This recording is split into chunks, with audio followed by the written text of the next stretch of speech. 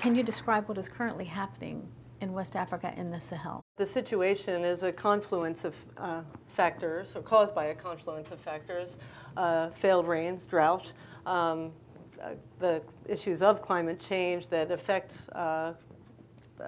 population movements, the ability to keep in place current sustainable livelihood practices, certainly political instability, and a number of other issues and chronic poverty that people face. How do you make people understand that we need to care about other families and other parts of the world? In one, it's part of our humanity. There are people suffering, there are children starving to death, and mothers and families who are incredibly resilient, living and surviving in extreme circumstances, and deserve better. There's issues of dignity and security that all humanity deserves, and thinking beyond ourselves as looking at the broader humanity.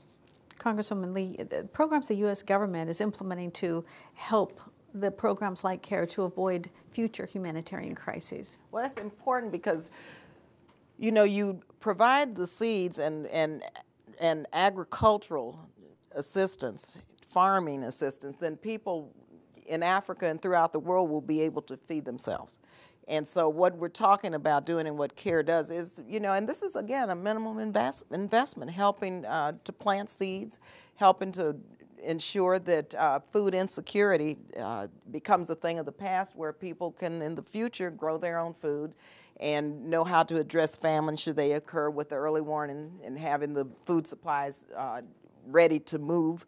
And so, you know, it's very important that we not only respond to the humanitarian or the immediate emergency crises, but that we provide the long-term assistance with farming, agricultural assistance, seed assistance, and everything that it takes so that people can become independent, and so that these villages and these countries really can sustain themselves, because they want, you know, a thriving village and a thriving country and a thriving community, and they want to take care of themselves and their families like everybody in the world wants to. By investing in providing voice and choice to all members of a household, and often the most marginalized in the communities where we work are women and girls. Girls being kept home for various reasons, economic, social, a number of reasons. And we know that that keeps a family and a community from developing to its potential.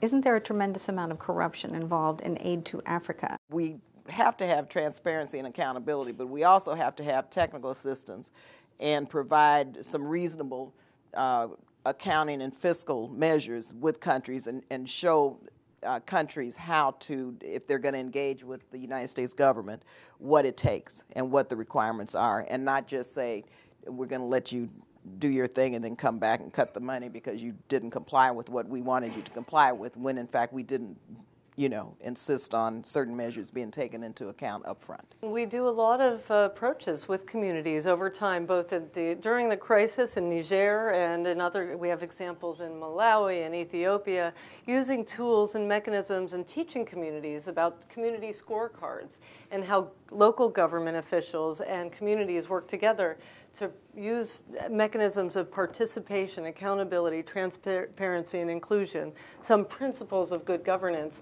that we build into all of our development efforts and help them have the tools so that local governments have to post budgets.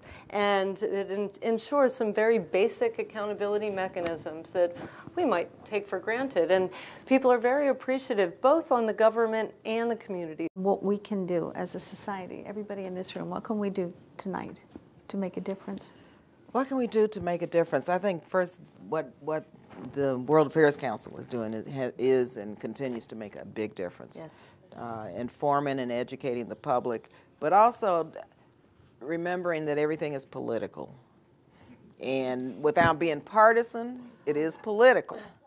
And that means we have to make sure that your tax dollars and the public's tax dollars go to priorities that really address humanitarian crises and long-term humanitarian concerns, and as well as development in underdeveloped countries. And those are political decisions that are made primarily in Washington.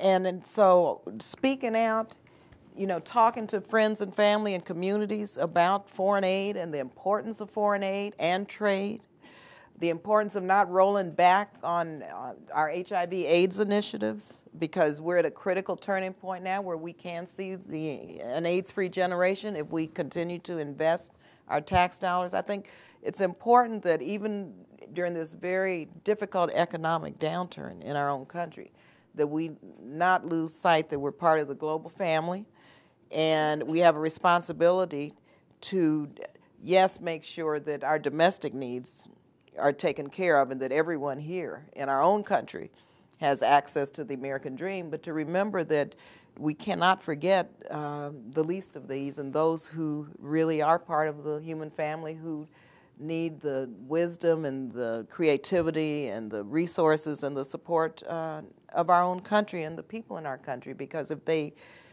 get that, and if that is successful, then we'll have a world where we will see global peace and security. And I think that's what we all want to achieve.